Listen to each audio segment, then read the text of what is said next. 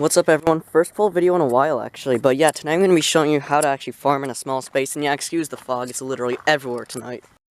Alright, so what if I were to tell you that you don't actually need 69 acres to actually start a farm? You can actually start a farm in a really small backyard. And farming basically means that you have just at least something that is usually out of the ordinary. Don't know how to explain it here, I'm just putting a definition up on the screen real quick. And yeah, I will say, farming, you don't have to have 30,000 chickens or 25,000 geese or 50,000 ducks, and you have to get 50 pounds of strawberries out of your garden every 30 seconds. No, that's not a farm. Well, that is sort of a farm. It's not a complete one. So how exactly am I supposed to be doing this? So you're going to want to grow a garden. That's going to be my first recommendation, especially in small backyards. Now, the one thing I'll say about gardening is that it requires, especially in smaller backyards, a ton of repurposing. And by repurposing, I'm not just talking about like maybe turning something you saw at your house into something. Yeah, that's basically it. But you're gonna actually have to do some work and effort for this.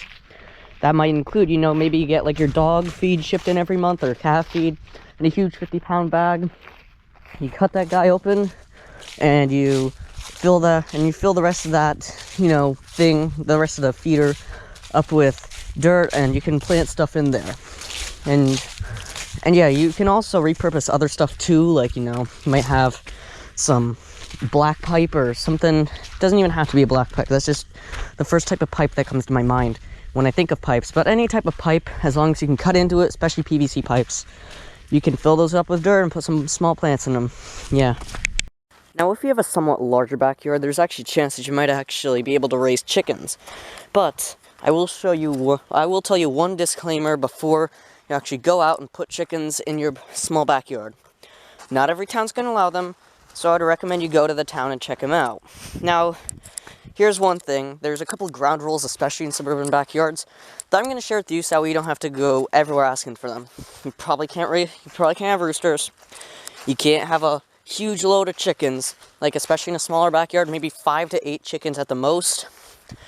And from there, we can go on with that. And there's also one other big ground rule, is the fact that the chickens cannot be annoying. So if they become a disturbance, it's probably because you have way too many of them, or you potentially have a rooster, because roosters are huge disturbances to that, you know, because disturbances from roosters, you know, they probably make your next door neighbor want to break through your window with a brick and start screaming at your face. Yeah. Now, small livestock animals you can potentially raise in neighborhoods, like that, really small livestock animals. And if you're gonna get larger ones, maybe like sheep or goats, well, you might only be able to get one, and you're probably gonna need a backyard close to an acre for that. And yeah, if you don't already know where I'm getting this from, this is actually from one of my old friends, Mr. Chicken. You might remember him.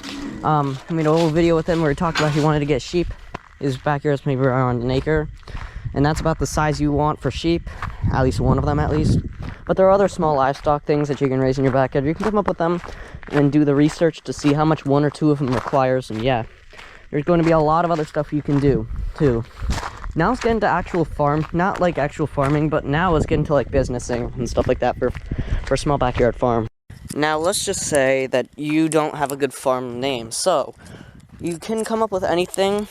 Now, the most common things used are farm or homestead, and occasionally, this is a lot less common.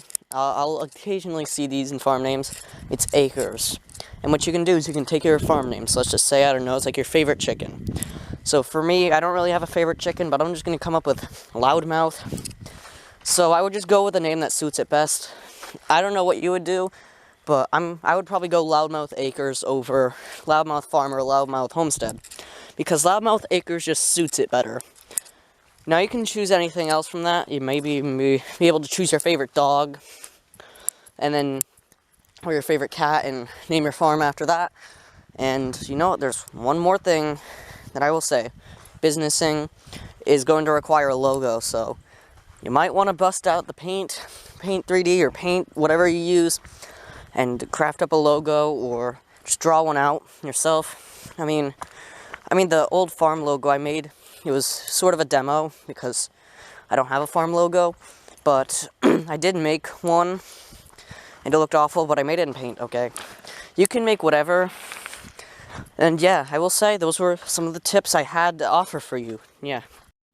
Alright, so if you did enjoy the video, I have a video right for you on the screen. This is the one that YouTube thinks you will enjoy the most. It's right in the middle of the screen, and right below it, you'll see a subscribe button. That's not required, but I would highly recommend to click it.